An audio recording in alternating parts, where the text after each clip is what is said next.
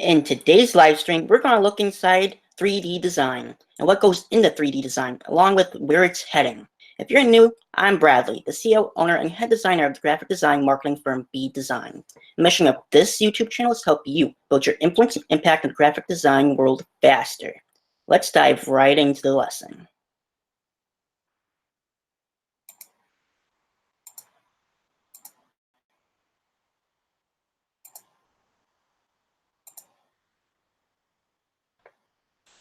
When you're looking at a photo that just looks a little bit too perfect, or a little bit beyond the range of normal, an object or a landscape that's in uncanny valley, there's a chance you're not looking at a photo at all.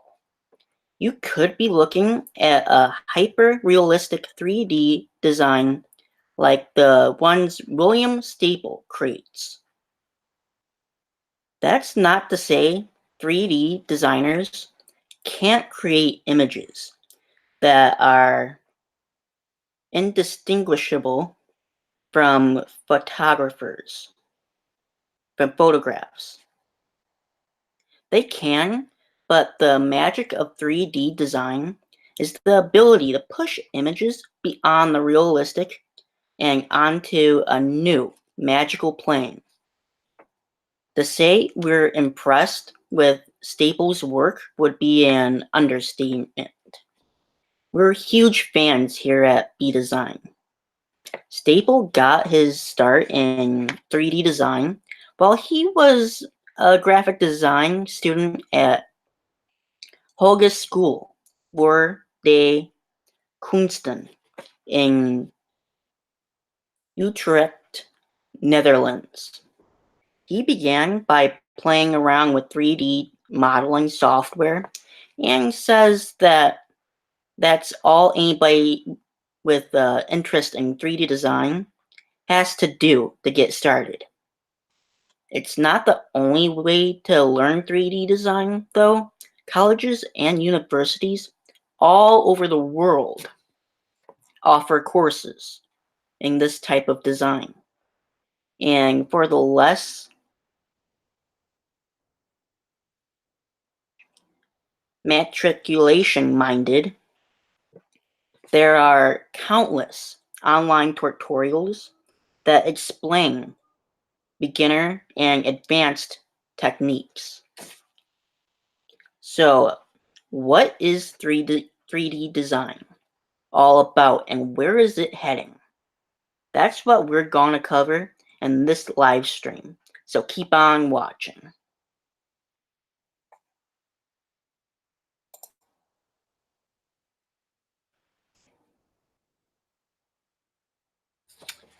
"3D design explained." So we're on the same page. Here's the quick and dirty on 3D design. You've seen Toy Story and other Pixar films, right? Those were made with 3D modeling software. 3D modeling software is the type of program that makes it possible for a designer to craft complex, detailed three-dimensional digital objects and worlds for them to inhabit.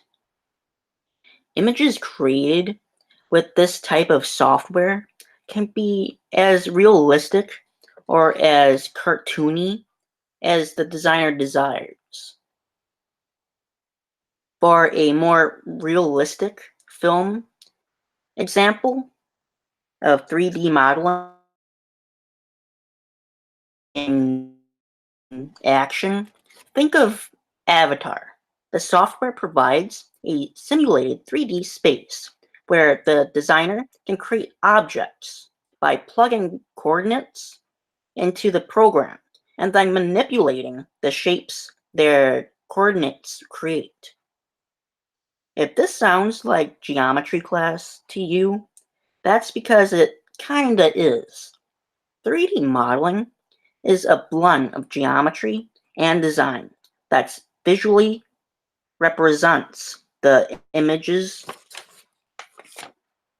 specific coordinates mapped out. Often, designs start as basic polygons that designers refine into complex shapes using the tools available in their chosen software, like tools that create spline curves and tools for crafting non-rational B-spirals, otherwise known as NURBS. Different 3D modeling programs offer different tools, and some are better suited to designers with specific styles and design applications than others.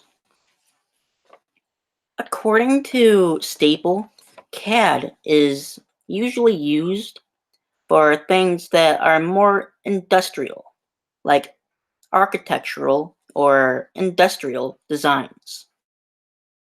3D meshes are usually a bit more free-form, but can also be something very technical.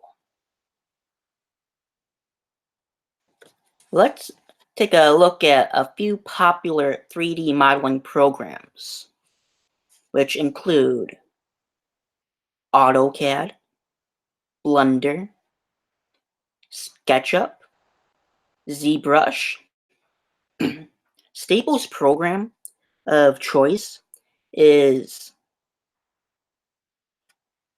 Cinema 4D, supplemented with a few plugins and side programs. 3D design is still in an experimental space,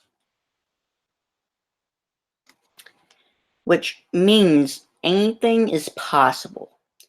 In his work, Staple plays with bold colors and lighting choices while incorporating inspiration he finds in classic compositions and ancient art themes. Right now, 3D design is more popular in commercial art than you probably realize. Car companies use 3D modeling in commercials regularly because it's cheaper, easier, and when a commercial calls for extreme driving, it's safer than having an actual driver model the car's capabilities. It could eventually replace a lot of photography, which it is already starting to do, Staples says. If you look around in commercial and artistic fields, there's loads of 3D work cropping up. You'll notice a lot of Staples' work involves furniture designs.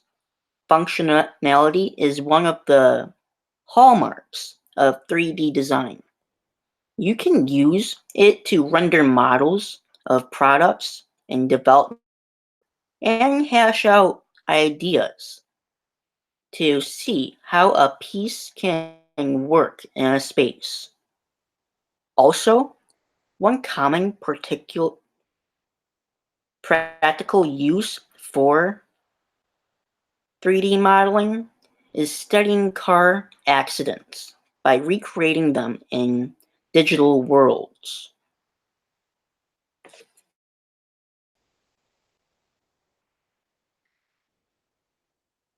Where is 3D design headed? Stable predicts a big change coming as more and more people discover what you can do with 3D design. The first tendency of everyone in the art space seemed to be gimmicky, post-internet imaginary, but how you see that people want to realize hyper-realistic aesthetics to create impossible sceneries and make them reality. Trends I personally really enjoy are photorealism in extreme ways, more complex. Implementation of 3D scanning techniques. Applying these innovative techniques in new ways in contexts. Staples says there's a huge element of functionality that transcends the design appeal. 3D design can be used to actually make things, to create things efficiently that in the past might have been difficult to create.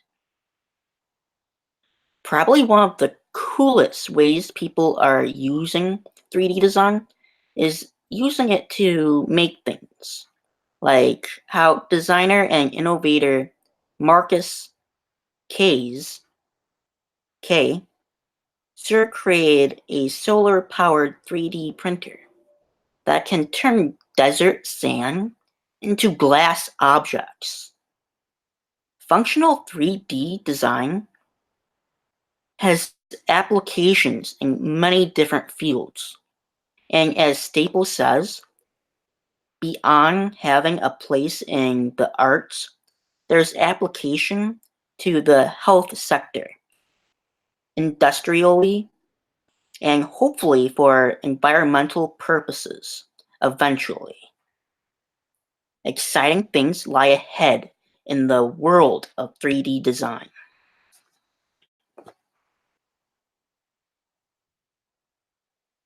Finding inspiration for 3D design.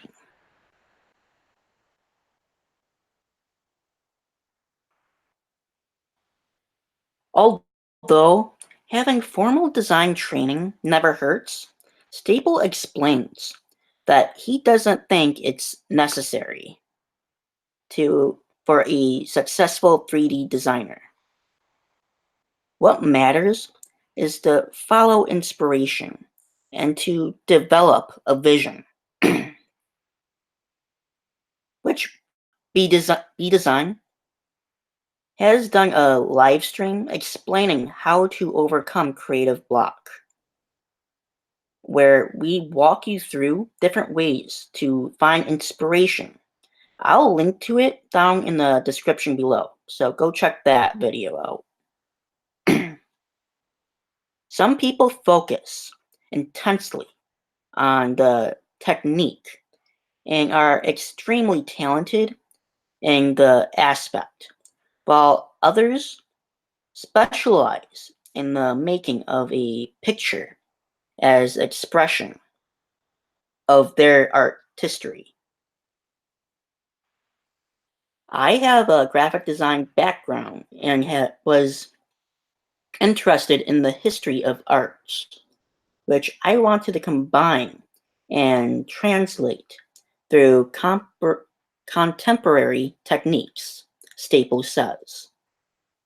Personally, Staple looks to classical designs for inspiration for his work. He says, I enjoy the themes beyond used since they're always ancient stories, narratives, and themes which really lend themselves to contemporary reimagination on a granular level.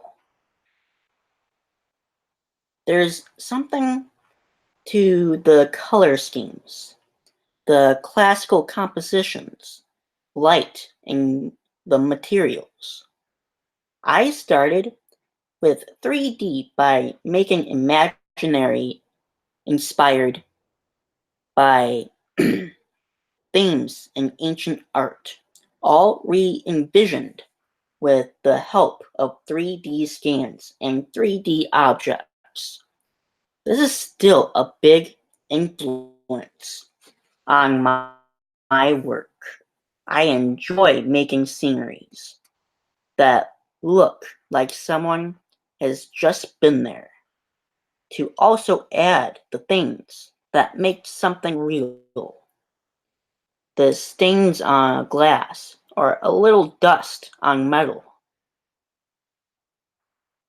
Lately, Staples been riffing on a post-human vibe in his work by combining modernistic buildings with more classic designs and robotic objects. He creates surrealistic images professionally. He aims to simplicity.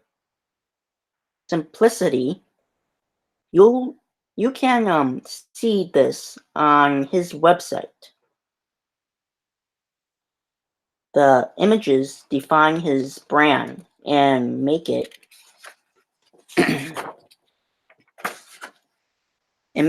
easy to know immediately that the viewers in for and know immediately what the viewers in for. As he sums it up, let the aesthetic of the work speak for itself and translate into a visual identity. Even a successful designer like Staple has industry heroes that he looks up to and looks toward and aspire to be more like. When someone asked him who he looks up to, he responded, "There's a couple of established companies and agencies who create beautiful commercial stuff, like Man vs. Machine, which is in London and Los Angeles, Builders Club, which is in London, and Katik in Berlin." I'm quite a big fan of the work of Frederick Heyman, whose work is a sort of post-apocalyptic renaissance by animating stills captures from 3D scanning. Staple strives to strike a balance between his commercial work and his personal art. "I have more ideas than I have time to execute," he says. "But it's important to me to continue developing as an artist."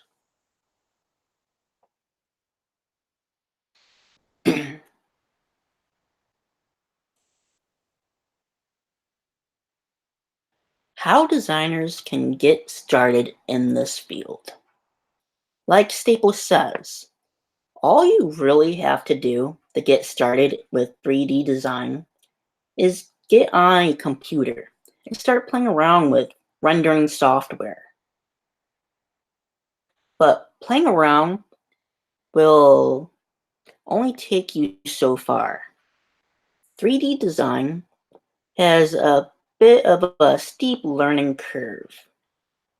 And to those who are serious about becoming a 3D designer, Staple recommends the following. There's a lot to be found on YouTube. Or if you have a certain problem, there's always Google. As obvious as that seems, I think I started out with the tutorials from Grayscale Gorilla, Grayscale Gorilla, who teach a lot about the basics of the program. There's also amazing tutorials from the Antigma, but those are all for Houdini, which is more advanced 3D software.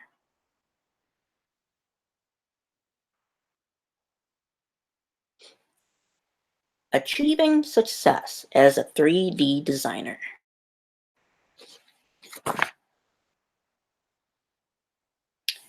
Getting good at design is only one part of becoming a professional success. The other half is finding clients who pay a fair price for your work and maintaining a steady workflow. According to Staple, a designer's portfolio is a key to landing and securing work, he says. In art school, you learn not only to discover, but also to develop your own style into something that works commercially and artistically.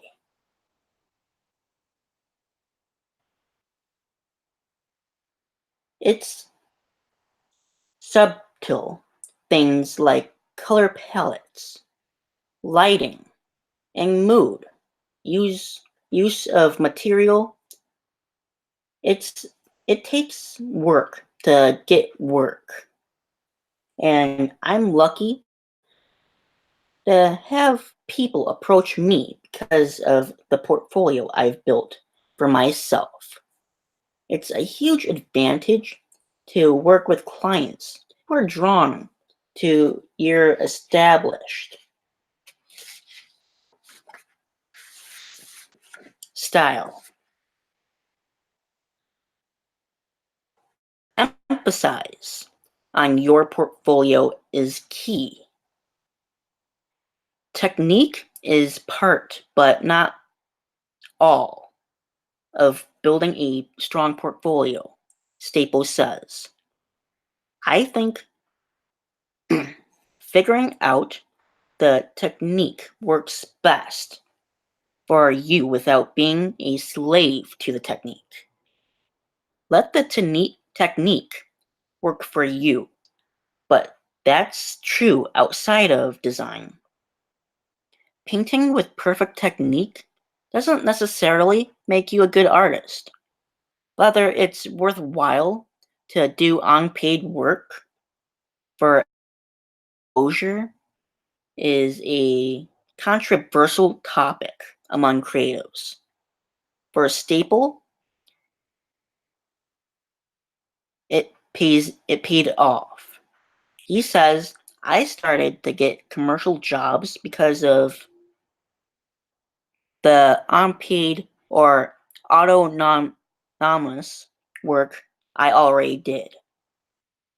The commercial work gave me more insight on techniques and certain new to me aspects on how to create something beautiful, really broadening my horizon.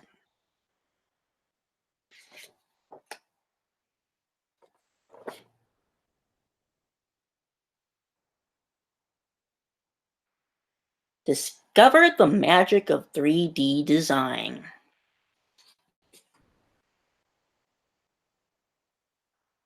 What Staple wishes more people would understand about 3D design is how satisfying it can be for, for a creator.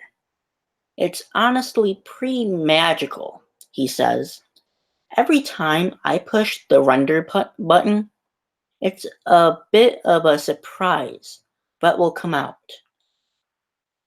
It's extremely satisfying to create something that looks really realistic but is completely fabricated.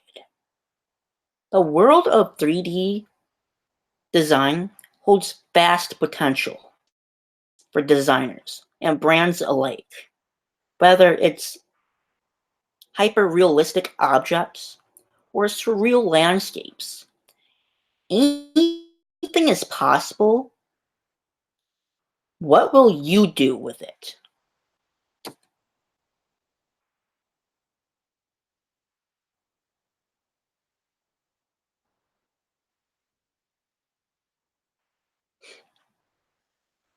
And that was a look inside 3D design and a little taste of what goes into 3D design and where it's heading.